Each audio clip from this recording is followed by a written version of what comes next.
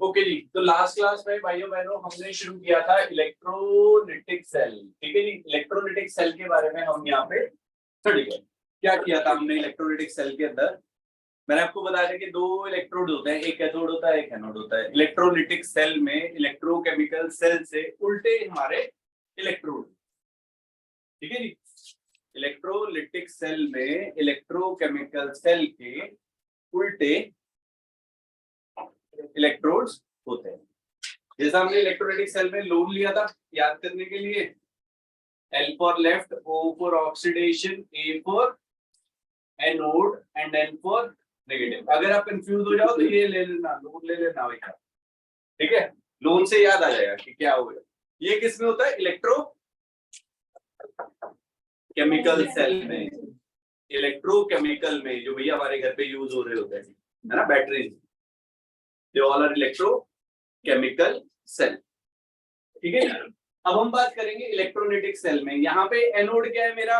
Negative है, but इस case में क्या होगा? एनोड मेरा पॉजिटिव होगा। यहाँ पे एनोड क्या होने वाला है भाइयों बहनों? पॉजिटिव होएगा। ये पॉजिटिव है तो ये वाला क्या हो जाएगा भैया? हमारा एनोड। ये नेगेटिव है, ये वाला क्या हो जाएगा? कैथोड। ठीक है जी, क्लियर हो गया? आगे आ जाओ।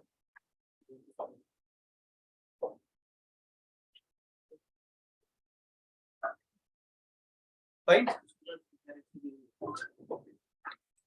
हाँ जी, क्लियर है ये चीज। अब देखो यहाँ पे प्रोडक्ट ऑफ इलेक्ट्रोलिसिस की अगर हम यहाँ पे बात करें, किस किस फैक्टर्स के ऊपर हमारी इलेक्ट्रोलिसिस डिपेंड करती है। पहला है मेरा nature of electrolyte. Strong electrolyte है, वीक इलेक्ट्रोलाइट है, ठीक है, अलग अलग टाइप के इलेक्ट्रोलाइट्स होंगे हमारे। उसके बाद nature of electrodes. Nature of electrodes, अब नेचर ऑफ इलेक्ट्रोड्स बड़े ही इंपॉर्टेंट है। दो टाइप के इलेक्ट्रोड होते हैं, एक अटैकेबल होते हैं और एक नॉन अटैकेबल होते हैं। अटैकेबल इलेक्ट्रोड्स कौन से होते हैं? जो हमारे कंज्यूम अप हो जाएंगे। मैं भी आपको बताऊंगा कैसे हमारे अटैकेबल और नॉन अटैकेबल होते हैं, डिफरेंशिएट करेंगे। अटैकेबल में क्या होगा? वो अटैकेबल कंज्यूम होएगा, मतलब जो इलेक्ट्रोड है वो पूरा का पूरा कंज्यूम अप हो जाएगा, वो खा जाएगा रिएक्शन। क्लियर हुआ? और नॉन अटैकेबल में क्या होगा? वो इलेक्ट्रोड एज इट इज पड़े रहेंगे, जैसे थे इनिशियली वैसे ही पड़े रहेंगे, बाकी रिएक्शन हमारा चलता रहेगा। ठीक है जी, क्लियर है? Attackable and non attackable electrodes. उसके बाद आपको ऑक्सीडाइजिंग एंड रिड्यूसिंग स्पीशीज, वो मैं अभी आपको यहाँ पे बताऊंगा कैसे क्या क्या हो रहा है। तो पहली चीज मैं यहाँ पे करने वाला हूँ, electrolysis of molten sodium chloride. दो तीन चार एग्जांपल्स मैं आपके साथ यहाँ पे करूंगा, आपको रिएक्शंस में लिखवाऊंगा और फिर उसके बाद हम आगे चलेंगे, सो दैट आपको चीज क्लियर हो जाए।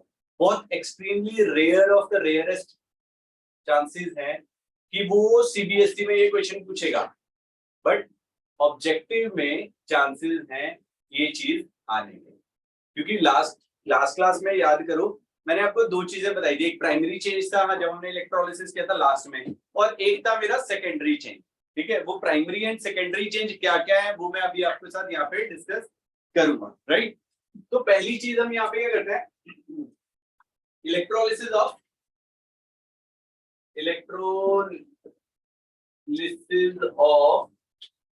Molten NaCl। ठीक है, या फ्यूज्ड NaCl, दोनों एक ही चीज है। ठीक है, मोल्टन NaCl या फ्यूज्ड NaCl मैंने यहाँ पे ले लिया। ठीक है जी, क्या होएगा? NaCl था, वो NaCl लिक्विड या सॉलिड में कन्वर्ट हो जाएगा, और क्लोराइड भी हमारा NaCl है, किस किस चीज में टूटेगा भैया मेरा? एक तो सोडियम आयन में टूटेगा और दूसरा किस में टूटेगा मेरा? क्लोराइड आयन में। क्लियर है? अब इसके अंदर और कोई चीज तो नहीं है। मैंने यहाँ पे क्या लिया? मोल्टन लिया। मैंने सपोज करो ये बीकर लिया, उसके अंदर मैंने NaCl डाल दिया और उसे मेल्ट करके डाल दिया। वाटर तो है नहीं यहाँ पे, तो Na जो है वो कहाँ पे जाएगा? Na जो आयन है वो कौन से आयन की तरफ मूव करेगा? कैथोड की तरफ या एनोड की तरफ? कैथोड की तरफ, बिल्कुल सही। तो कैथोड में क्या रिएक्शन होएगा मेरा? कैथोड में क्या रिएक्शन होएगा भाइयों बहनों? Na प्लस था, ये एक इलेक्ट्रॉन गेन करेगा और ये किसमें कन्वर्ट हो गया? Na सॉलिड के अंदर। ठीक है जी, Na सॉलिड के अंदर ये कन्वर्ट मेरा हो जाएगा। किसी को कंफ्यूजन है जी?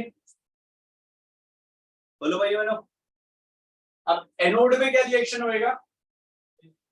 ऑक्सीडेशन होएगा, एनोड पे ऑक्सीडेशन होएगा, ऑक्सीडेशन होएगा, ऑक्सीडेशन कर देते हैं।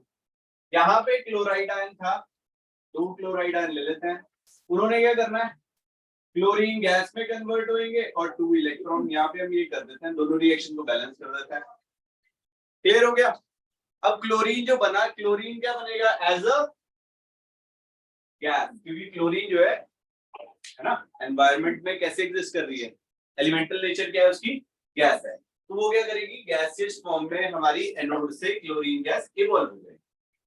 समझ आ गया? अगर मैं ओवरऑल रिएक्शन लिख दूं तो क्या बन जाएगा मेरा ये, 2Na plus plus 2Cl minus, this will give us 2Na solid plus chlorine gas। तो एनोड से क्या होगा भैया, मेरी क्लोरीन गैस जो है इवॉल्व हो जाएगी। हाँ जी, किसी को कोई कंफ्यूजन है? और सोडियम जो है वो मेरा कहाँ पे एक्यूमुलेट होना शुरू हो जाएगा, कैथोड पे। फाइन, किसी को कंफ्यूजन है भाई मैंने इसमें? सभी को क्लियर है? अंशुल जी, ऑनलाइन वालों भाई, फाइन, चलिए आगे चलते हैं। Next we have electrolysis of aqueous sodium chloride, electrolysis of aqueous sodium chloride। अब aqueous sodium chloride last class में मैंने आपको कराई थी ना, कराया था लास्ट में। aqueous sodium chloride, अब क्या होगा भाई मेरे, देखो यहाँ पे अब क्या होएगा, रेस लगेगी, ठीक है, लाइफ इज अ रेस ना। चलो ओके, कैथोड एनोड हो गया। अब यहाँ पे क्या हुआ भाई बहनों, हमने सोडियम क्लोराइड लिया, ये सॉलिड स्टेट में था, मैंने यहाँ पे एक्वस में डाल दिया, तो ये क्या करेगा, Na प्लस एक्वस में कन्वर्ट हो जाएगा और क्लोराइड आयन एक्वस में कन्वर्ट हो जाएगा। ठीक है जी। अब वाटर के अंदर क्या क्या है मेरे पास, 2 टाइप के आयंस प्रेजेंट है, हैं?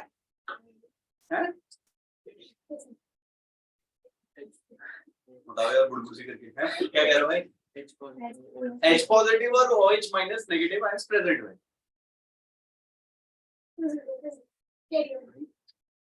एक पूछा, दोबारा पूछा तो दोबारा क्या नहीं बोल रहे थे? ओके, तो कैथोड पे भाइयों बहनों क्या रिएक्शन होएगा, अब कैथोड पे 2 चीजें हमारी मूव करेंगी। कैथोड पे क्या होएगा, नेगेटिवली चार्ज है, 2 स्पीशीज मेरे पास पॉजिटिवली चार्ज है, कौन कौन सी हैं? एक H पॉजिटिव, एक Na पॉजिटिव, एक Na+, ठीक है, मैंने यहाँ पे Na+ लिया, उसने एक इलेक्ट्रॉन गेन करा और वो किसमें कन्वर्ट हो गया, सोडियम सॉलिड में। इसका रिडक्शन पोटेंशियल हम निकाल सकते हैं शीट से। सपोज करो इसकी E0 वैल्यू जो थी वो कितनी है, -2.95 वोल्ट्स होती है, आई गेस -2.71 वोल्ट्स है। ठीक है भाई बहनों, क्लियर है? अब दूसरी स्पीशीज कौन सी थी मेरी, H+ था, उसने एक इलेक्ट्रॉन गेन करना है और वो हाइड्रोजन में कन्वर्ट होती है, और इसका E0 वैल्यू कितना था, हाँ जी, इस वाली इक्वेशन का E0 वैल्यू कितना होएगा, सेकंड वाली का 0। वेरी गुड, शी हमने यूज किया था ना, शी की रिएक्शन है ये, तो इसका क्या हो गया, इसका पोटेंशियल कितना हो गया। अब इन दोनों में कंपटीशन होएगा, कौन से वाला हमारा डिस्चार्ज होएगा कैथोड पे, जिसका डिस्चार्ज पोटेंशियल या जिसका E0 वैल्यू ज्यादा है वो मेरा मूव करेगा टुवर्ड्स द कैथोड। कौन से वाले की वैल्यू ज्यादा है, H पॉजिटिव वाले की वैल्यू ज्यादा है, तो ये क्या करेगा, मेरा H+ जाके किसके पास, कैथोड पे आके अटैक करेगा, तो सोडियम आयन क्या करेगा, पड़ा रहेगा आराम से, हो गया, ठीक है, ठीक है, तो वो क्या हो गया, एक स्पेक्टेटर आयन है ना। आपने देखा ना कहीं लड़ाई हो रही होती है, लोग आले वाले खड़े होते हैं, देखते रहेंगे, भाई छुड़वा दो, कुछ भी कर दो, नहीं जी ऐसे देखें, वीडियो बनाएंगे, है ना, वीडियो बनाएंगे, स्पेक्टेटर, है ना, IPL देखने गए थे तो हम लोग क्या होते हैं भैया, स्पेक्टेटर होते हैं, है ना, कमा तो कोई और रहा होता है, सही बात है, खेल कोई रहा है, कमा कोई और रहा है, देखने हम जाते हैं, पैसे लुटाने हम जा रहे होते हैं, है ना। और टाइम खराब किसका होता है? कहीं होते हैं उसमें से भी पैसे कमा लेते हैं ना, दिखते हैं ना, ब्लैक में खींच के भाई लेनी है किसी को। अच्छा उसका है।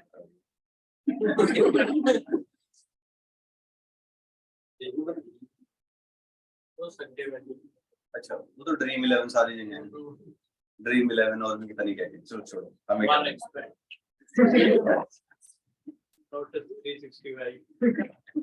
ओके चलो छोड़ो यार। अब ये वाले का था तो ये क्या करेगा भैया, हाइड्रोजन गैस कैथोड से जाके मेरी रिलीज होने वाली है, ये चीज समझ में आ रही है सभी को? किसी को कंफ्यूजन है इसमें? H2 गैस, हाँ ये जो H2 गैस थी वो मेरी कहां से इवॉल्व हो रही है भाई बहनों? कैथोड से। किसी को कंफ्यूजन है किसी भी टाइप का ऐसा? कहां से आएगी H प्लस? H2O था लिक्विड स्टेट में, ये मेरा कन्वर्ट हो रहा था किसमें? H प्लस में और OH माइनस में। ठीक है जी।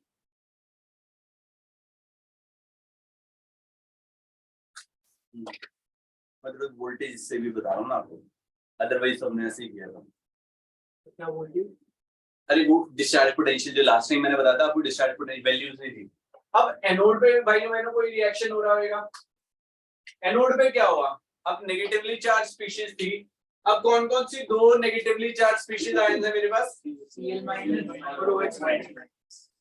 Cl माइनस था वो कन्वर्ट हो रहा है मेरा किसमें? क्लोरीन में, और 2 इलेक्ट्रॉन को लूज कर दे रहे हैं, मतलब 2Cl ले लेते हैं।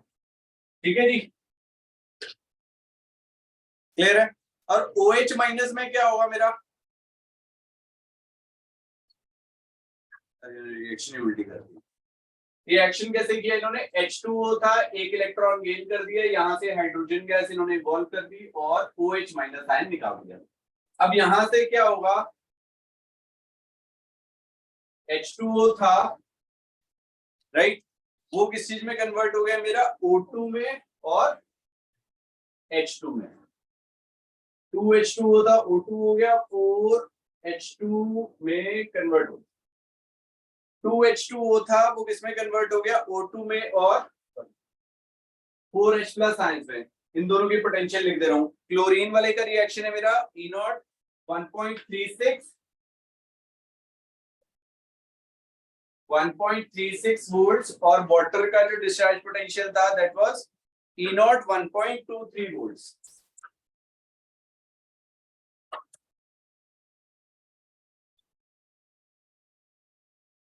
हाँ जी क्लियर है ये? अब इन दोनों में से ज्यादा डिस्चार्ज, ज्यादा वैल्यू किसकी है? E0 वैल्यू किसकी ज्यादा है? क्लोरीन की। तो क्लोरीन जाएगा एनोड पे, तो मतलब क्लोरीन गैस यहाँ से इवॉल्व हो रही है। मतलब क्या हुआ? यहाँ पे एक और स्पेक्टेटर आयन आ गया, लड़ाई देखने वाला एक और आ गया, कौन सा है? OH माइनस आ गया। यहाँ पे इस वाली तरफ ये Na प्लस देख रहा है, और यहाँ पे क्या हो गया? OH माइनस आ गया। ठीक है जी, क्लियर है?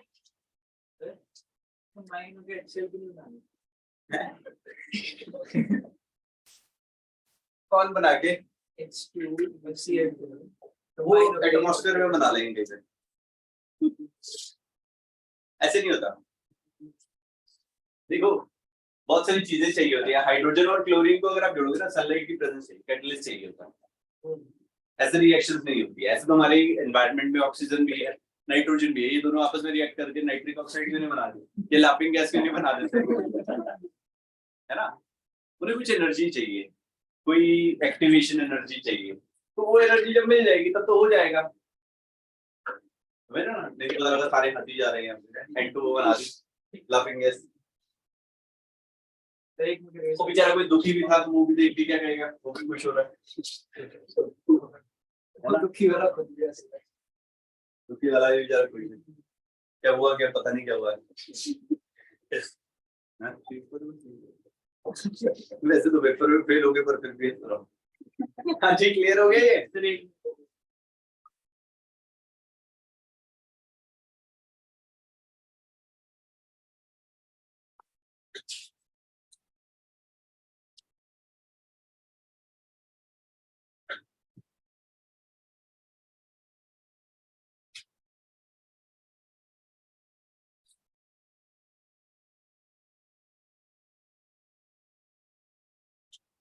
ठीक है, ऐसे ही वाटर का भी है, जहां से एक तरफ से हाइड्रोजन और एक तरफ से ऑक्सीजन गैस निकलता रहेगा।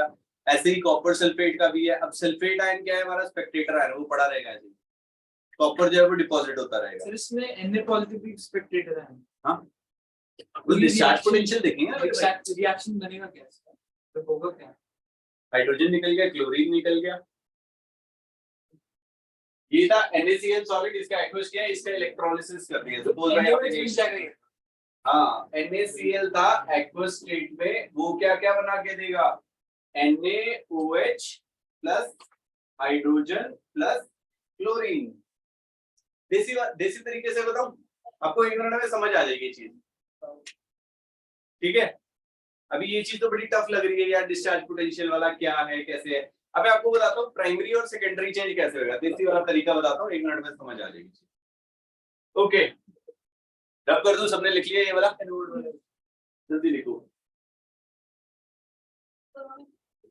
यहाँ पे लिख देता हूँ।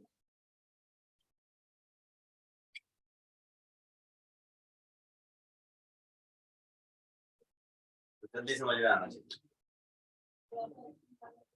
भाई, चले जी। अरे भाई साहब जल्दी करो यार, साहब हो गया, तुरंत लिखा, साथ में से देख लो। चलो अब ध्यान से देखना भाई। अब सपोज करो देसी वाला है ना, कि अपने को भाई बिल्कुल जब ही देसी चल रहा है, ये वाला हाइड्रोजन गैस से कोई मतलब नहीं है, क्लोरीन गैस से कोई मतलब नहीं है। अब चीजें समझना क्या हुआ, कैथोड पे कौन जाएगा। सपोज करो यहाँ पे मेरे पास Na+ था, इसने एक इलेक्ट्रॉन गेन करा, सोडियम में कन्वर्ट हो गया, सोडियम सॉलिड में कन्वर्ट हो गया। यहाँ तक किसी को कंफ्यूजन है? ठीक है, अब सोडियम क्या है, मेटल है, और वाटर क्या होता है, वाटर इज एम्फोटेरिक, मतलब वो एसिड और बेस दोनों की तरह रिएक्शन करेगा। अगर हम किसी भी एक्टिव मेटल का वाटर के साथ रिएक्शन करें तो क्या होएगा, हाइड्रोजन गैस वहां से इवॉल्व होती है। मानते हुए ये चीज, किसी को कंफ्यूजन है इसमें?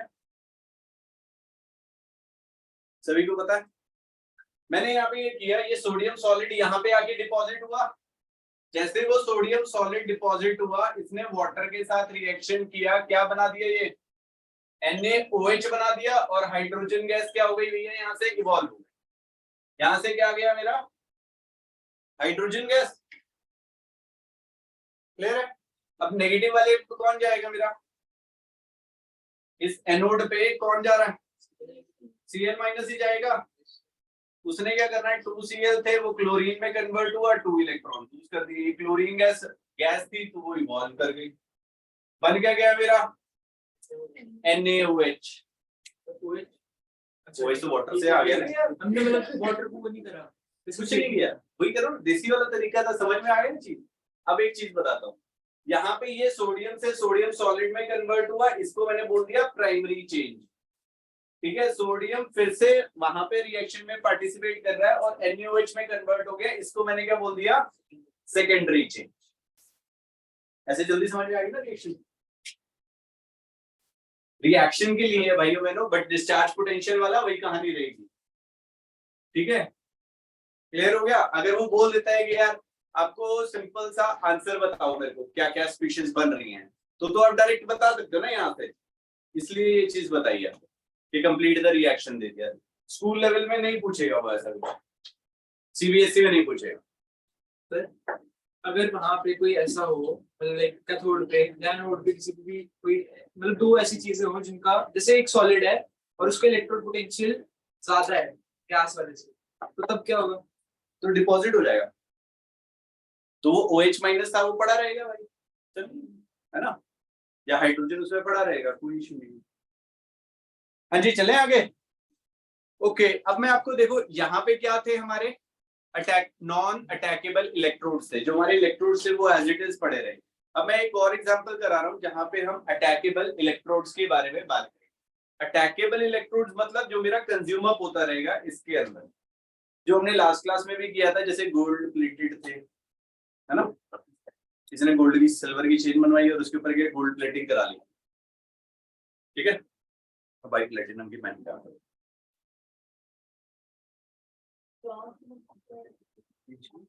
ना,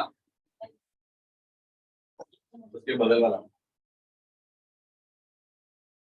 इशू तो बेचारा हमारा शरीफ सा बच्चा है ना? ओके, यहाँ पे देखो अब अटैकेबल इलेक्ट्रोड्स के बारे में बात कर रहे हैं। अटैकेबल इलेक्ट्रोड हम कब यूज करते हैं? जब मुझे प्यूरिफिकेशन करना है किसी भी मेटल का। कौन सी डिस्कशन कर रहे हैं? चलो कोई नहीं, हमें नहीं पता। चलो हम यहाँ पे क्या कर रहे थे भाइयों बहनों? अटैकेबल इलेक्ट्रोड के बारे में बात करेंगे। अटैकेबल इलेक्ट्रोड कब यूज करते हैं? जब हमें अल्ट्रा प्योर कोई मेटल चाहिए, है ना, वेरी वेरी प्योर मेटल चाहिए, तब हम उसका यूज करते हैं। सपोज करो यहाँ पे मैंने क्या किया, ये मेरा कॉपर रॉड था, बिल्कुल ये इम्प्योर कॉपर रॉड था और मुझे इसे प्योर करना है। ये वाली मेरी क्या थी? प्योर कॉपर रॉड थी। यहाँ पे मैंने क्या किया, कॉपर सल्फेट का सोल्यूशन ले लिया। ये जो था इलेक्ट्रोलाइट भैया, क्या ले लिया मैंने? Copper sulphate solution. ठीक है जी, क्लियर है? किसी को कोई कंफ्यूजन है भाइयों बहनों? अब देखना यहाँ पे क्या होगा, एनोड और कैथोड का जब हम करेंगे तो सारी की सारी कहानियां यूज हो जाएंगी। Fine, okay. अब मैंने यहाँ पे क्या किया, एनोड लिया। एनोड कौन सा था भाइयों बहनों? जो पॉजिटिवली चार्ज था। ये क्या था? कैथोड। एनोड में क्या रिएक्शन होगी? एनोड में अभी आप बोला था क्या होएगा एनोड में? ऑक्सीडेशन। अब कॉपर था, इलेक्ट्रॉन लूज करेगा, किसमें कन्वर्ट होएगा? कॉपर +2 इलेक्ट्रॉन में। ठीक है जी। अब कॉपर +2 आयंस ऑलरेडी सॉल्यूशन में थे। ये वाली रॉड क्या है? Cathode, negatively charge. यहाँ पे क्या होएगा? कॉपर +2 जाएंगे, 2 इलेक्ट्रॉन गेन करेंगे और वो किसमें कन्वर्ट हो जाएंगे? कॉपर सॉलिड में। तो यहाँ पे क्या हुआ, ये मेटल डिसॉल्व हो रहा है और यहाँ पे क्या हो रहा है, ये डिपॉजिट होना शुरू हो जाएगा। Fine,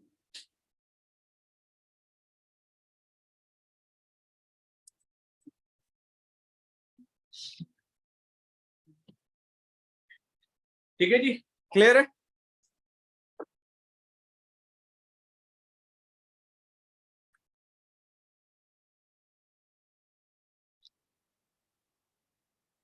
right. अब ये क्या होगा, अटैकेबल इलेक्ट्रोड है।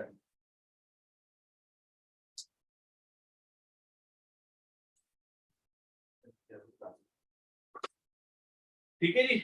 यहाँ पे क्या हुआ, कॉपर था, ये डिसॉल्व होके यहाँ पे डिपॉजिट होने लगा। अब ये क्या हुआ, अटैकेबल इलेक्ट्रोड। क्यों? क्योंकि ये इलेक्ट्रोड था, ये क्या हुआ, मेरा कंज्यूम अप होने लगा।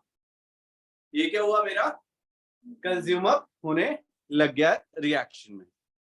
फाइन,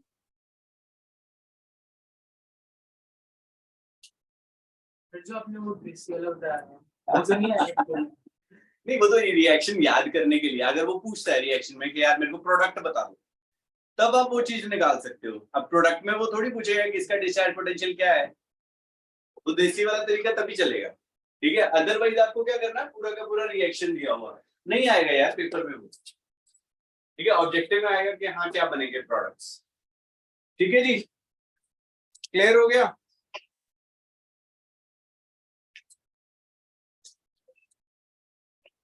चलिए आगे चलेंगे, चलिए आगे। उसके बाद डिफरेंस है, difference between electrochemical cell and electrolytic cell. में उसका फोटो भेज दूंगा भैया, कर लेना। अरे वो तो वैसे ही था। हाँ, एक तरफ सोडियम सॉलिड चला गया, एक तरफ क्लोरीन चला गया, वाटर वाला हमने रिएक्शन लिया ही नहीं। अब जब सोडियम सॉलिड स्टेट में चला गया तो वो क्या करेगा, वाटर के साथ रिएक्शन करेगा, क्या बनाएगा? NaOH, और हाइड्रोजन गैस बांधती है। वो सिंपल था। हमें डिस्चार्ज पोटेंशियल वाली कहानी का मैंने उसे यूज ही नहीं करा। ठीक है जी, पूछना है जी किसी को इसमें? इसलिए क्या हुआ, ये अटैकेबल इलेक्ट्रोड से, क्योंकि ये अटैक हो रहा है इनके ऊपर, और ये क्या हो रहे हैं, हमारे कंज्यूमर होने लगे। इसके ऊपर जाके क्या हुआ, ये चीज डिपॉजिट होने लगी। इसको हमने बोल दिया अटैकेबल इलेक्ट्रोड। इससे पहले वाली जो हमने कहानी की थी नॉन अटैकेबल इलेक्ट्रोड से, उसमें इलेक्ट्रोड्स का कोई रोल नहीं था, मतलब वो कंज्यूम नहीं हो रहे थे, वो रिएक्शन में पार्टिसिपेट नहीं कर रहे थे। यहाँ पे रिएक्शन में पार्टिसिपेट कर रहे हैं। ठीक है जी। अब इलेक्ट्रोकेमिकल सेल और इलेक्ट्रोलाइटिक सेल का एक डिफरेंस है, वो मैं आपको भेज दूंगा आपके ग्रुप में, हम नेक्स्ट टॉपिक इंपॉर्टेंट टॉपिक पे आते हैं which is Faraday's law of electrolysis.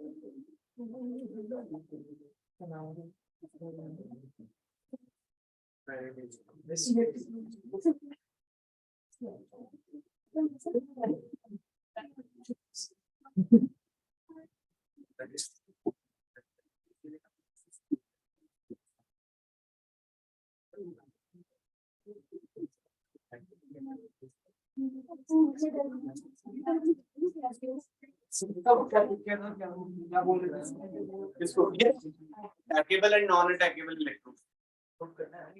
हाँ आप कर लो, मतलब वो तो चीज मैंने आपको क्लियर कर ही दी। इसमें अटैकेबल था, कौन सा नॉन अटैकेबल?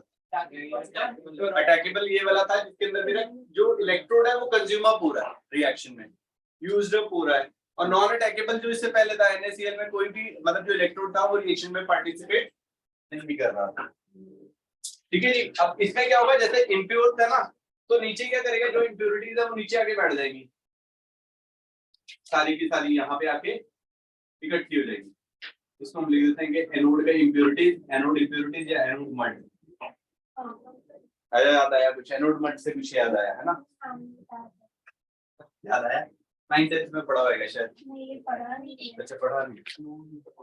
इधर यार आप लोग ना मतलब कोविड वाले 2-4-5 साल में जाओगे ना, फिर उसके बाद थोड़ा सा सेटिंग हुई। हाँ यार ठीक है, ये अक्सर हमें तो कटवा दिए थे आधी चीजें। चलो एनीवे, नेक्स्ट जो इंपॉर्टेंट है, this is most important topic. जैसे हमने नर्स्ट इक्वेशन किया था, दैट वाज इंपॉर्टेंट। देखो अभी तक हमने करा क्या क्या, इलेक्ट्रोकेमिकल सेल पढ़ा था है ना, उसके बाद हमने नर्स्ट इक्वेशन पढ़ा जिसके अंदर हमें कंसंट्रेशन के ऊपर क्वेश्चन किए थे हमने। ठीक है, उसके बाद हमने क्या किया था, इक्विलिब्रियम कांस्टेंट वाला, और इसके बाद क्या किया हमने, गिब्स फ्री एनर्जी वाला।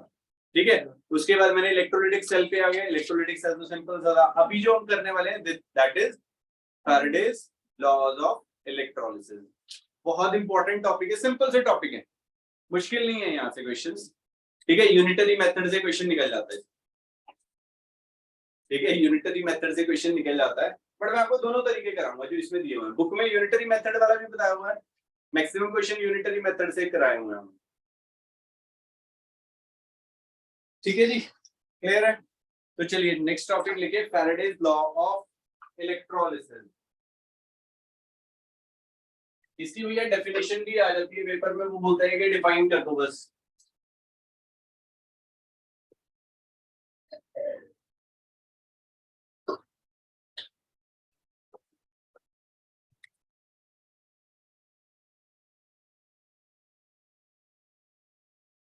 Faraday's law of electrolysis. Faraday's first law. Faraday's first law of electrolysis.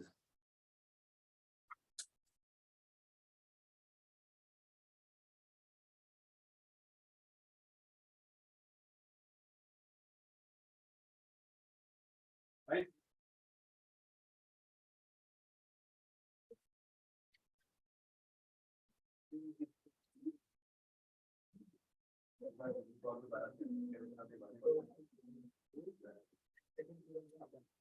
हाँ जी, तो फैराडेज लॉ ऑफ इलेक्ट्रोलिसिस क्या कहता है? फर्स्ट लॉ लिखिए।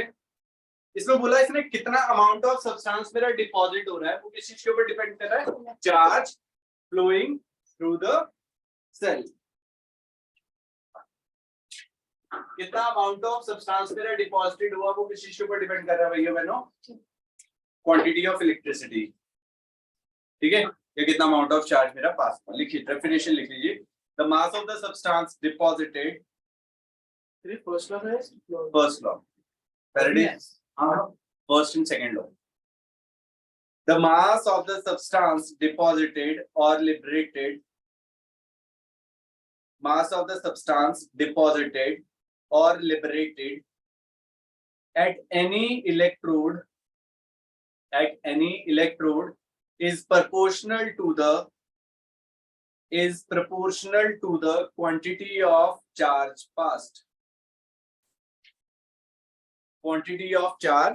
passed, यहाँ पे W लेते हैं, W is equal to directly proportional to Q, Q is equal to क्या होता है I into T, I क्या होता है मेरा,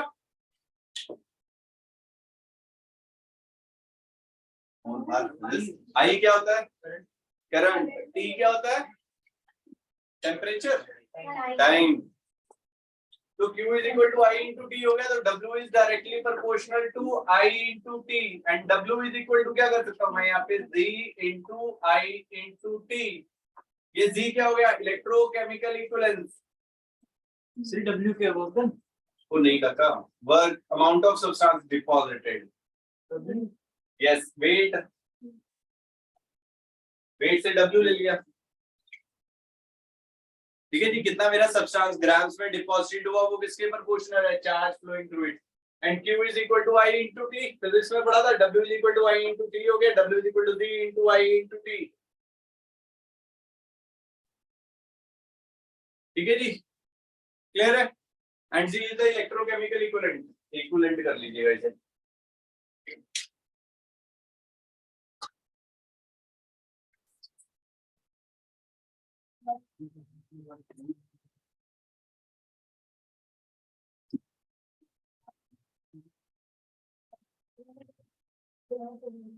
हाँ जी क्लियर है ये, ओके, अब हम क्या करेंगे,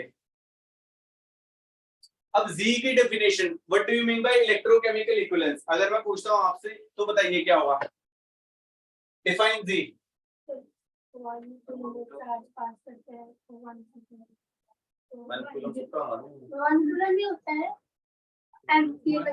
हाँ It is the amount of substance deposited when 1 coulomb of charge is passed.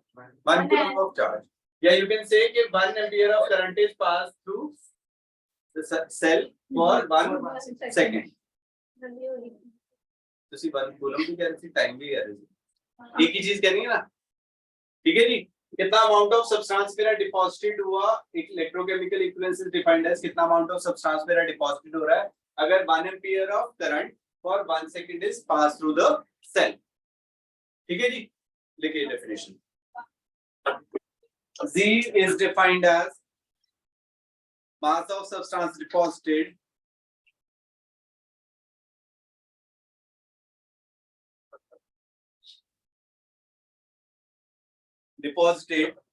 by passing 1 coulomb of charge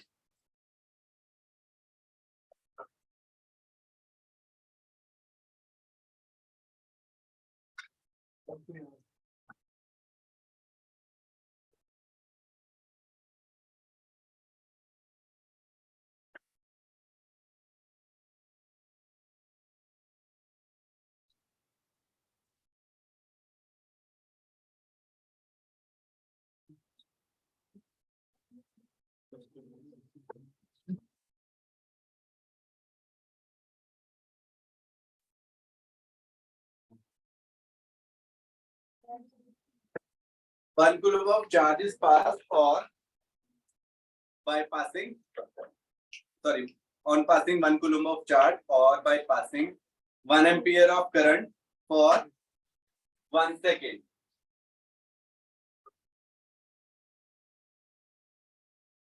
ठीक है जी, क्लियर है?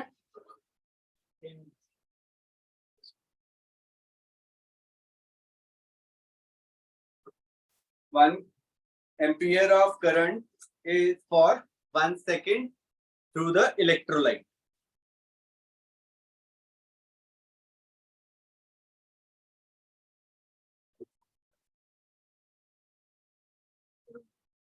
इनके पापा वैसे बताया ना, कहते कॉल नहीं करता मेरे सर, इतनी कॉल्स आती है और थकी जाता हूँ। लास्ट क्लास में 13 कॉल्स थी।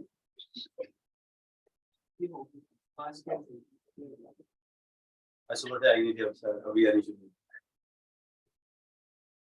ओके, हाँ जी, क्लियर है ये? समझ आ गया? चलो अब हम यहाँ पे डी निकालेंगे कैसे। सपोज करो मैंने यहाँ पे क्या किया, कोई भी मेटल था, सपोज M+N था, उसने N इलेक्ट्रॉन गेन करे और वो किसमें कन्वर्ट हो गया, मेटल सॉलिड में। एक्वस था, यहाँ पे कॉपर +2 लोगे, 2 इलेक्ट्रॉन उसने गेन करा और वो किसमें कन्वर्ट हो गया मेरा, हाँ जी, कॉपर सॉलिड में। ठीक है जी। अब सपोज करते हैं तो यहाँ पे मेरे को क्या रहेगा, N × 96500, क्योंकि N उसके चार्ज था, N × 96500 coulomb of charge to deposit A grams of metal.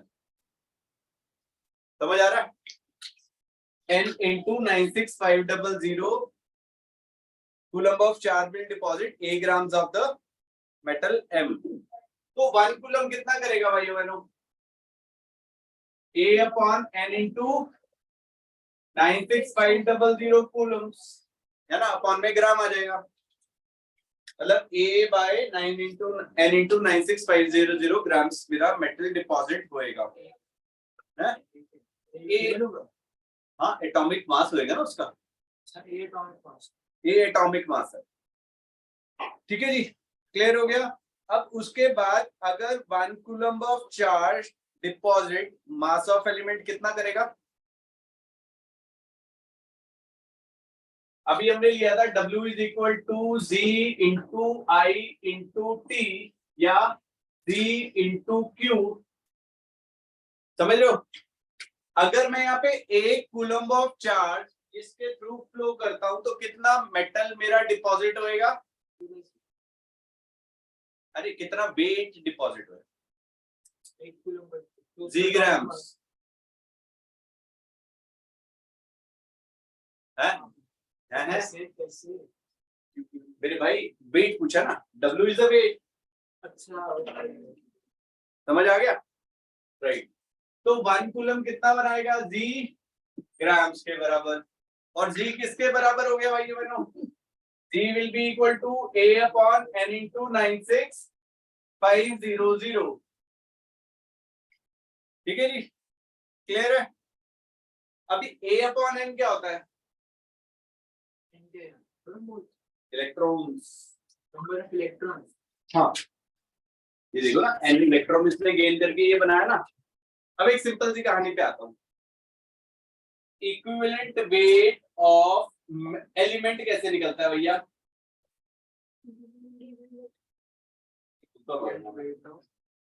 Equivalent weight of metal, कोई भी मेटल का या एलिमेंट का निकालना है तो वो कैसे निकलता है, अरे भैया वो एसिड बेस के लिए होता है, अगर एलिमेंट के लिए आओगे तो वैलेंसी होता है, जाके देखना दोबारा सॉल्यूशन में लिखा है आपको। इक्विवेलेंट वेट ऑफ एलिमेंट क्या होगा, atomic mass upon its valency. अब वैलेंसी क्या होता है, कितने वो चार्ज बना रहा है। अब मैं कैल्शियम की यहाँ पे बात करूं तो कैल्शियम का एटॉमिक मास कितना होता है, 40, और इसके ऊपर वैलेंसी कितना चार्ज होता है उसके पास, +2, निकल जाएगा।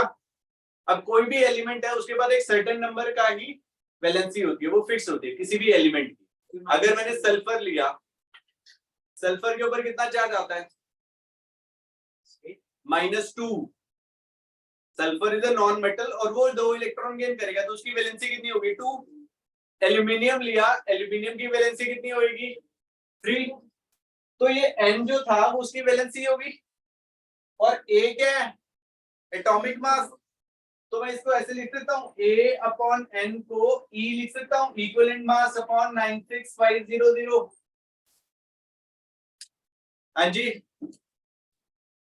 लिख सकता हूँ, कोई कंफ्यूजन है इसमें, नहीं भैया, सिंपल सी कहानी की है। यहाँ पे मैंने कोई भी एलिमेंट लिया, उसने N इलेक्ट्रॉन गेन किए, मेटल सॉलिड में कन्वर्ट हो गया, सपोज करो आपने कैल्शियम लिया था, कैल्शियम +2 था, तो उसने 2 इलेक्ट्रॉन गेन करके कैल्शियम सॉलिड में कन्वर्ट हुआ। मैंने जनरल के लिए n ले लिया था, तो n × 96500 coulomb of charge to deposit a grams of metal, मतलब उसका एटॉमिक मास इतना। 1 कूलम में क्या हुआ, a/n × 96500। और यहाँ पे मैंने इस इक्वेशन में अगर 1 कूलम ऑफ चार्ज लिया था तो वो किसके बराबर था, इलेक्ट्रोकेमिकल इक्विवेलेंस के बराबर। तो 1 coulomb equal to G grams भी हो जाएगा। इन दोनों इक्वेशंस को मैंने इक्वेट कर दिया। अब a/n क्या होता है, इक्विवेलेंट वेट, तो ये लिख दिया मैंने E/96500। क्लियर है? जरूरत करवाऊंगा मैं आपको इस तरीके के शॉर्टकट क्वेश्चंस भी करवाऊंगा, बट सीबीएसई में ये वाले क्वेश्चंस हम लोग यूनिटरी मेथड से निकाल रहे हैं, तो घबराने की जरूरत नहीं है। ये वाली चीज आपको याद है, ठीक है, अच्छी बात है, होनी भी चाहिए। अगर नहीं भी है तो भी हम निकाल देंगे क्वेश्चन यूनिटरी मेथड से, ठीक है। चलिए लिखिए जरा। अब मैं इसको ऐसे भी लिख सकता हूँ, इक्विवेलेंट वेट E = G × 96500। इसको डिफाइन कर देते हैं हम। चल लिखिए, equivalent weight of an element is the mass of element deposited। चलिए E की definition, equivalent weight of an element is the mass of the substance, mass of the element deposited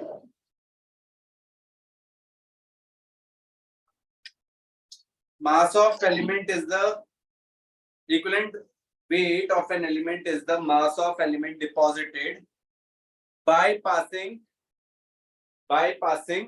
96500 coulomb of charge।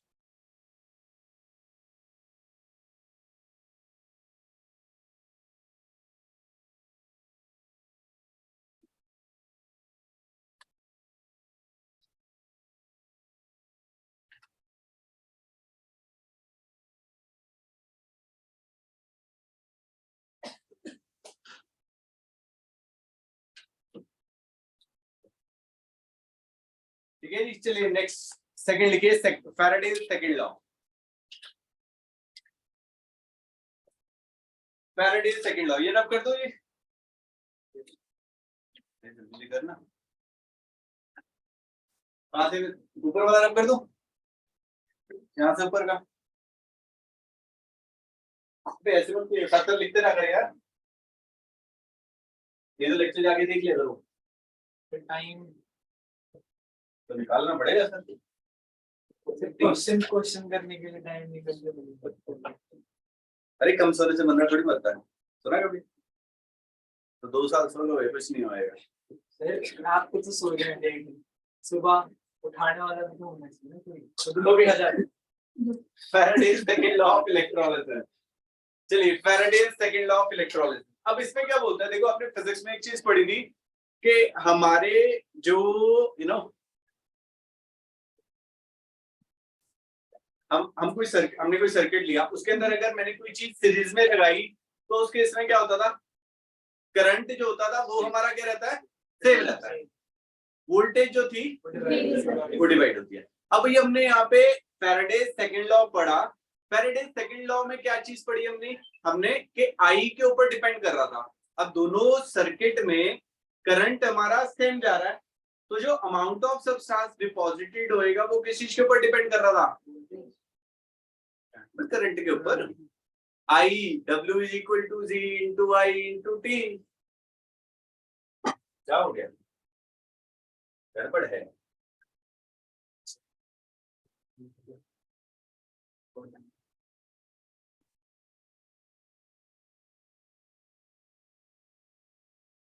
ये रहेगा। अब यहाँ पे मेरा कुछ amount of substance deposited हुआ, यहाँ पे कुछ अमाउंट ऑफ सब्सटेंस डिपॉजिटेड हुआ, ठीक है। यहां से करंट मेरा जा रहा है, दोनों में सेम करंट फ्लो कर रहा है, इसमें कुछ सब्सटेंस डिपॉजिटेड हो रहा है,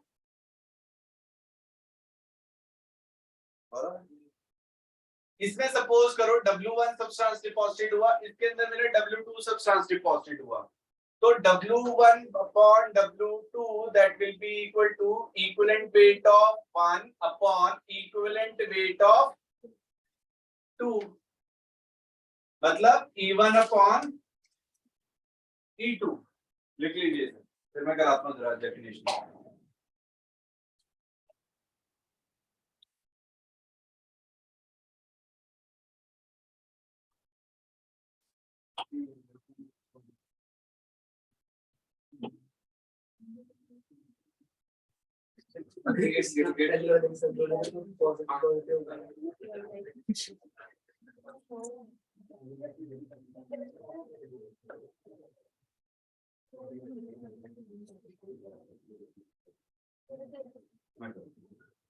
हाँ जी, लिखिए जरा, बना दिए ये, जल्दी जल्दी बनाइए जरा।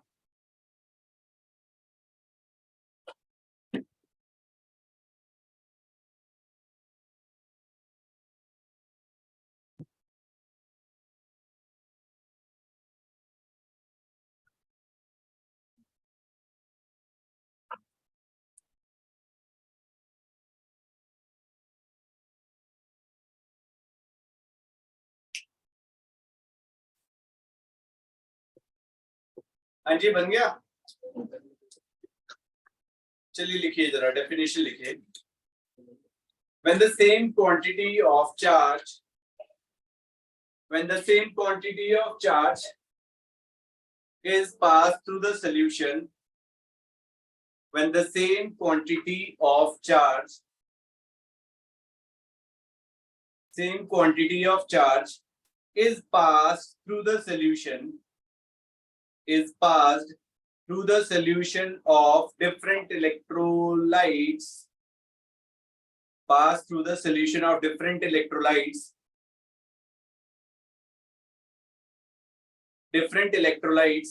connected in series, the masses of the substance deposited, the masses of the substance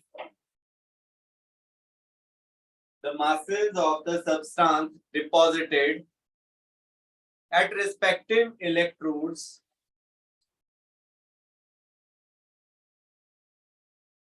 connected in series, the masses of substances deposited at respective electrodes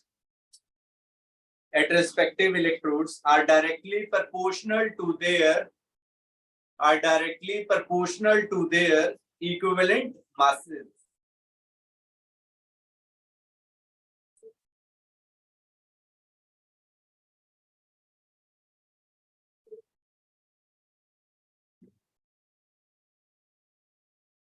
हाँ जी, क्लियर है?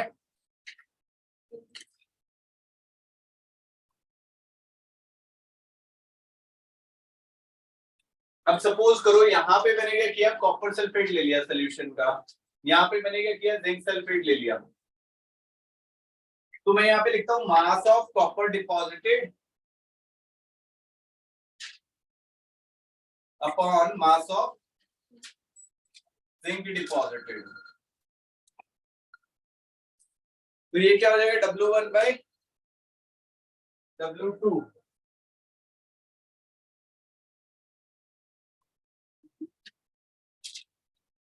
ठीक है जी, W1 upon W2 that is equal to equivalent mass of copper upon equivalent mass of zinc। हाँ जी, clear है? And W is equal to किसके बराबर था, Z इंटू Q। सो W1 किसके बराबर होगा, Z1 इंटू Q1।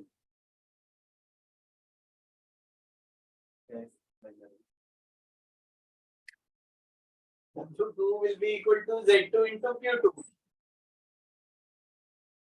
हाँ जी, क्लियर है? Q तो सेम ही रहेगा, Q1 Q2 तो रहने ही देते हैं।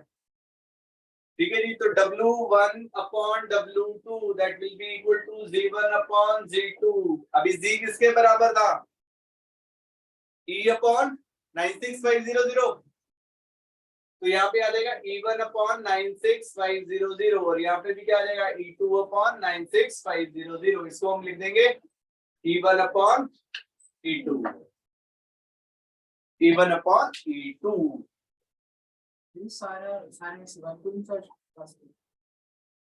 सेम सेम सेम, हाँ वो तो रिलेशन निकालने के लिए 1 कूलम कर रहा है। यस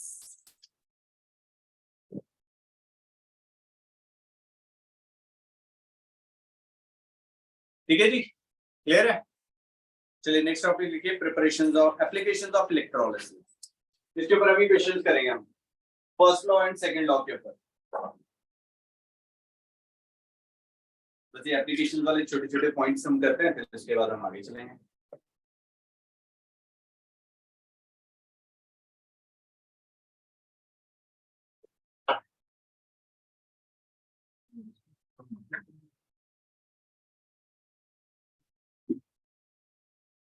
चलिए applications of electrolysis, applications of electrolysis, अमीर दिखने के लिए।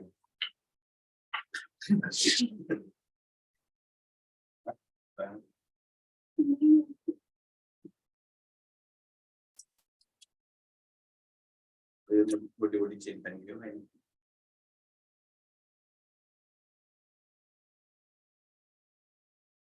कई दांत भी लगवा देते हैं।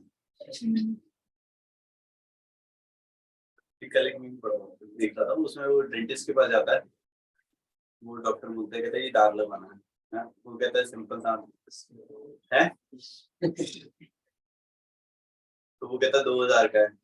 फिर वो डॉक्टर कहता सिल्वर का, कहता 7000 का है, कहता गोल्ड का, कहता 50,000 का है, कहता भाई लोहे का लगा दे। चलिए लिखिए electrolysis of, applications of electrolysis. First लिखिए determination of equivalent mass of the element, determination of equivalent masses of the elements, determination of equivalent masses of the elements। ये फर्स्ट पॉइंट हो गया। अभी हम यहां से E1 E2 कहीं से भी किसी भी का भी रिलेशन निकाल सकते हैं। सेकंड लिखिए इन इलेक्ट्रोमेटलर्जी, इन इलेक्ट्रोमेटलर्जी,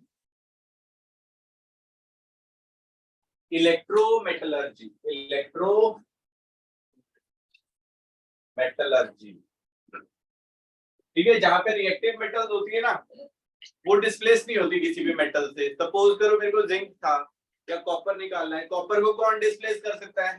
जिंक मेटल कर सकती है ना। और जिंक को कौन कर सकता है? सोडियम मेटल कर सकती है, मोर रिएक्टिव मेटल। अब जो हाईली रिएक्टिव मेटल है वो कैसे निकलेंगी? उनको डिस्प्लेस कौन करेगा? तो वहां पे हम क्या करते हैं? इलेक्ट्रोमेटलर्जी का यूज करते हैं, ठीक है जी, क्लियर है।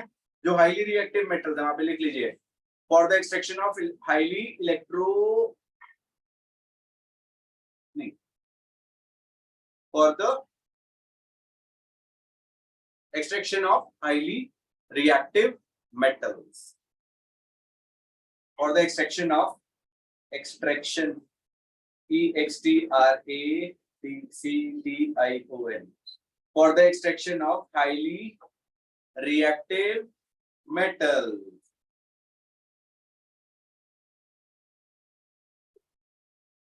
Right, third लिखिए in electro refining of metals, in electro refining of metals। जैसा भी मैंने आपको कॉपर वाला एग्जांपल बताया था, कॉपर के लिए, सिल्वर के लिए, गोल्ड के लिए, एल्यूमिनियम के लिए, इलेक्ट्रोमेटलर्जी।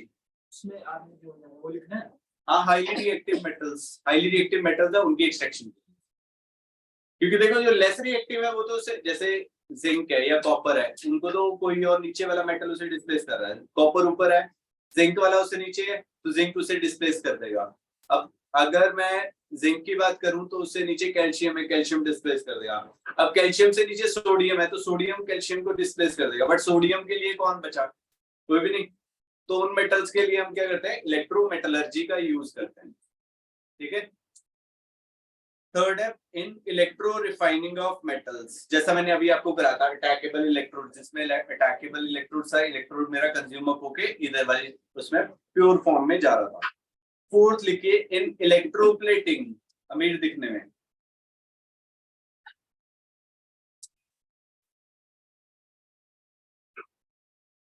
In electroplating. अब इलेक्ट्रोप्लेटिंग जरूरी नहीं है यार अमीर दिखने के लिए होती है, मजाक कर रहा हूँ, है ना, नहीं मजाक नहीं, सच्ची भी है, बट स्टिल वो क्या करता है, करोजन से भी बचाता है। अब सपोज करो मेरे पास कोई भी मेटल है, सपोज है ना, आपने देखा होगा नीचे वाटर हमने वो डाली होती है पाइप्स, अब उनको उनकी प्लेटिंग कर दें तो उससे क्या होगा, वहां पे उनके ऊपर जंग नहीं लगेगा, क्योंकि नहीं तो क्या होगा, अंडर अर्थ है ना वर्ड के उसके अंदर कहीं पे जाके उसे जंग लग गया और वो खराब हो जाएगी, है ना। तो उस चीज को प्रिवेंट करने के लिए हम क्या करते हैं, उसकी प्लेटिंग करते हैं मेटल, ठीक है। तो करोजन में मैं समझाऊंगा आपको कैसे बचाते हैं उन्हें। चलिए कैंस में भी होता है ना, soft drink cans, food food cans में भी होता है, बट उसके अंदर मेटल की प्लेटिंग नहीं होती, टिन होता है वो बाहर से, टिन की प्लेट, टिन, हाँ टिन बाहर से आयरन होता है, प्लेटिंग नहीं होती सर, मैंने काम किया है वहाँ पे और गलत पढ़ाया, मेरे सामने बनते थे 480 कैंस 1 मिनट में बनते थे इतने वाले, ठीक है, हमने काम किया है, तो वहाँ बहुत स्पीड में होती है, पता क्या होता है, मतलब हाँ, अरे उसमें क्या होता था, देखो जो होता है वो आयरन ही है, आयरन शीट होती है, उसके ऊपर टिन की कोटिंग की होती है, और उस टिन के बाद क्या होता है, उसके ऊपर लैकर होता है, फूड लैकर होता है, मतलब उसको डिप किया जाता है और उसकी प्रोसेसिंग की जाती है, वो 280 डिग्री सी पे जाके वो उसको प्रोसेस किया जाता है। लैकर मतलब पेंट, नैरो लैक, एडिबल नहीं होता, मतलब वो एडिबल नहीं होता, मतलब वो फूड ग्रेड का होता है, वो खा नहीं, मतलब वो खुलता नहीं है, ठीक है ना।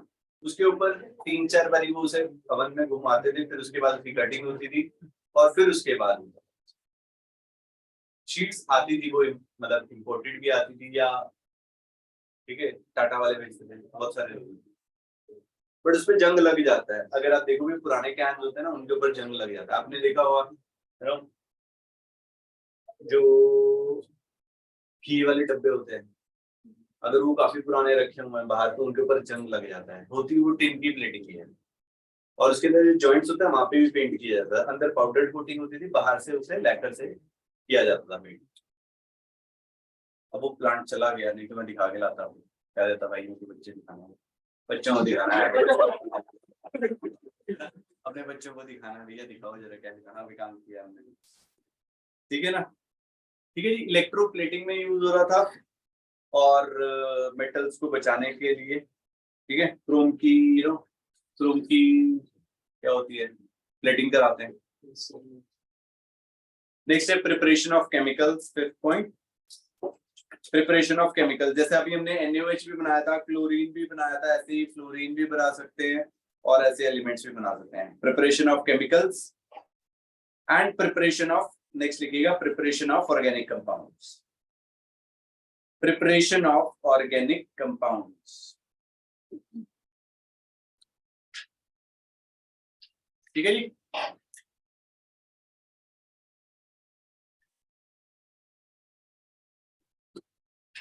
चलिए क्वेश्चन करेंगे अब हम, जो हमने लॉज किए हैं, Faraday's first law and second law, इसके ऊपर भी क्वेश्चन आएंगे, बड़ा सिंपल सिंपल से क्वेश्चन है। लिखिए calculate the number of Coulomb's, calculate the number of Coulomb's required to deposit, calculate the number of coulombs required to deposit 40.5 grams of aluminium when the electrode reaction is Al plus 3 electron, this will give us Al solid.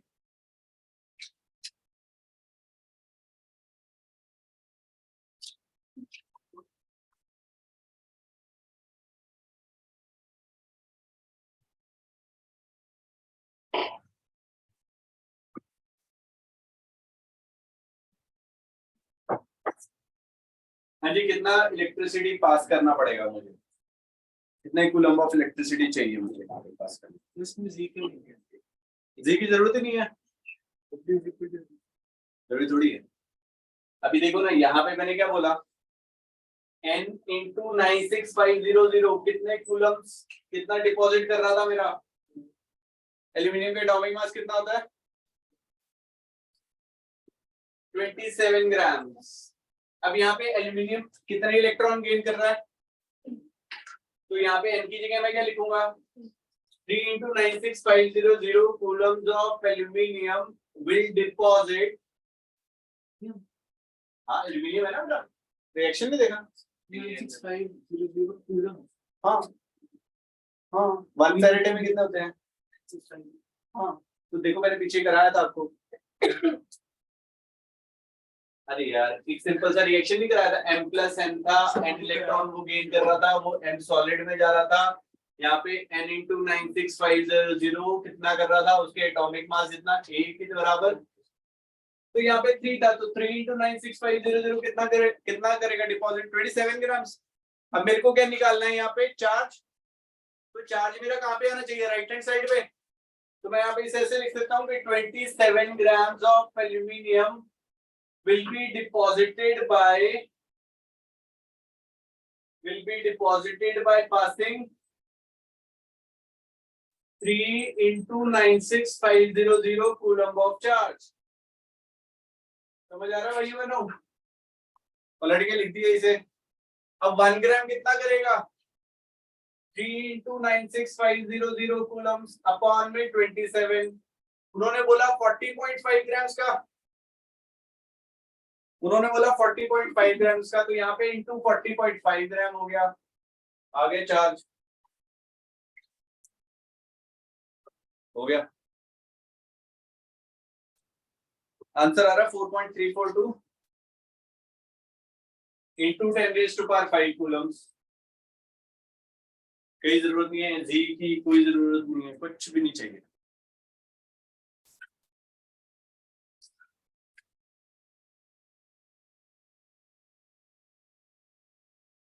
समझा है? Very good. Unitary method. हाँ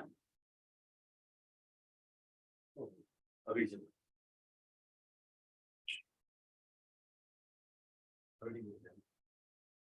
हाँ जी।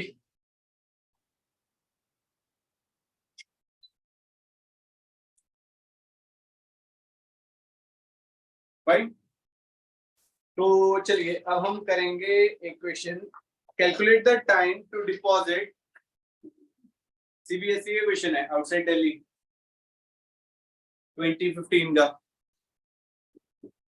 Calculate the time to deposit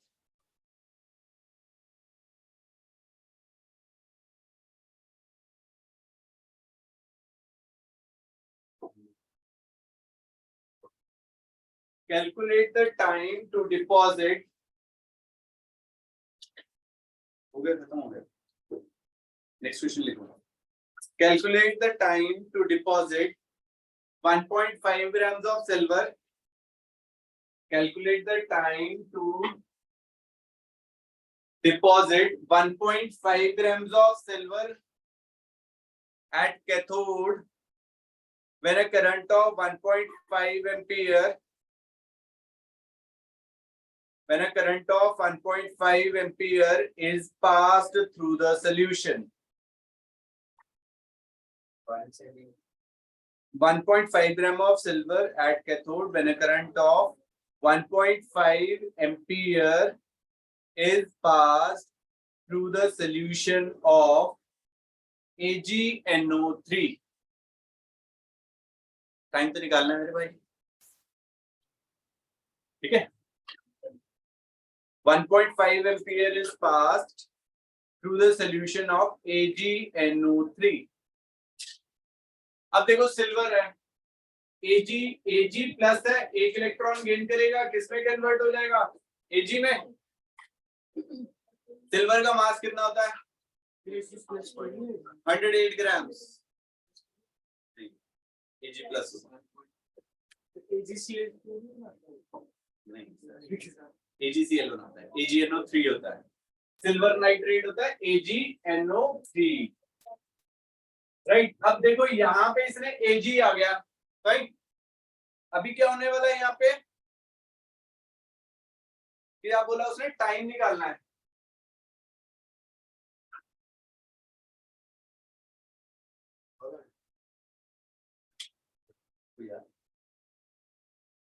okay 108 grams. अब मेरे को क्या निकालना है, टाइम। अगर मैं कूलम्स निकाल लूं, चार्ज निकाल लूं, तो I इंटू टी निकल जाएगा, तो मेरे को तो क्यू निकालना है। 108 ग्राम्स के लिए, समझे, 108 grams of silver will be deposited by कितने से 96500 कूलम, ठीक है जी। 1 ग्राम के लिए कितना हो जाएगा 96500 अपॉन 108। उन्होंने बोला 1.5 ग्राम्स के लिए निकालना है, तो इंटू 1.5 हो जाएगा। निकालिए कितना आ रही है,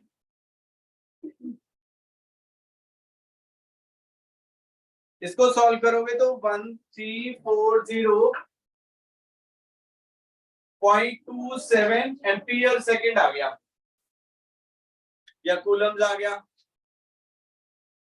now this is Q, Q is equal to क्या होता है I इंटू टी। I की वैल्यू मेरे को दी हुई है 1.5, तो T will be equal to Q upon I। Q है 1340.27 अपॉन 1.5, टाइम आ जाएगा 893.51।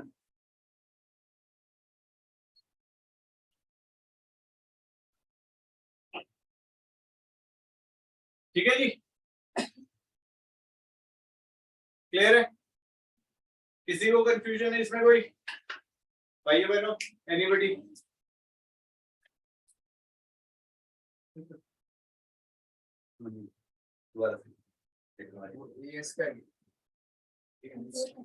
एम्पियर सेकंड, कूलम्स ले लो, एम्पियर एंड सेकंड्स। ओके, देखो भाइयों सिंपल सी कहानी है, मुश्किल कुछ नहीं है। यहाँ पे Ag प्लस था, AgNO3 था। अब AgNO3 में Ag प्लस की फॉर्म में था, उसने एक इलेक्ट्रॉन गेन करना है, Ag सॉलिड में कन्वर्ट हो जाएगा। डिपॉजिट वो चीज पूछा इसने, पहले तो वो निकालते हैं। 108 ग्राम, 108 ग्राम उसका एटॉमिक मास है। कितने कितने चार्ज से डिपॉजिट होएगा 96500 से। 1 ग्राम मेरा कितने से डिपॉजिट, कितने चार्ज से डिपॉजिट होएगा 96500 अपॉन 108। अब क्वेश्चन में उसने क्या दिया है, 1.5 ग्राम करने के लिए कितना चाहिए, तो मैंने यहाँ पे 1.5 ग्राम के लिए निकाला, तो इंटू 1.5 हो गया। कितना चार्ज आया मेरा 1340.27 कूलम्स, और इसको मैं एम्पियर सेकंड भी ले सकता हूँ, क्योंकि Q is equal to I into T. I की यूनिट्स क्या होते हैं एम्पियर, टाइम की यूनिट्स क्या होते हैं सेकंड्स। अब Q भी पता है, I भी पता है, तो T आ जाएगा Q अपॉन I, खत्म। और ये आ जाएगा 14.85 मिनट्स। That's it. अभी तो मैं आपको यूनिटरी मेथड से करा रहा हूँ, उसके बाद जो दूसरे वाला था G is equal to E upon 96500 वाला पार्ट, उससे भी कराऊंगा। वो अगर समझ में आता है ठीक है, ऑब्जेक्टिव में वो बस वो है कि क्वेश्चन जल्दी निकल जाता है, उसमें फर्क कुछ नहीं आएगा, निकलेगा ऐसे ही। अगर आप ऐसे निकालोगे तो भी कोई दिक्कत नहीं है, उससे निकालोगे तो भी कोई दिक्कत नहीं है। एनसीईआरटी में G is equal to E upon 96500 से कोई भी क्वेश्चन नहीं निकाला गया है, सारे यूनिटरी मेथड से निकाले गए हैं। तो आप यूनिटरी मेथड से उसे फाइंड आउट कर सकते हो, बट ऑब्जेक्टिव जो क्वेश्चन होंगे वो हमारे किससे निकलेंगे, इससे ही निकलेंगे। ऑब्जेक्टिव क्वेश्चन में हम वो यूज करेंगे। दोनों चीजें मैं कराऊंगा, जो आपको कंफर्टेबल लगेगा दोनों में से कुछ भी आप यूज कर सकते हो। ठीक है जी, आज के लिए इतना ही है।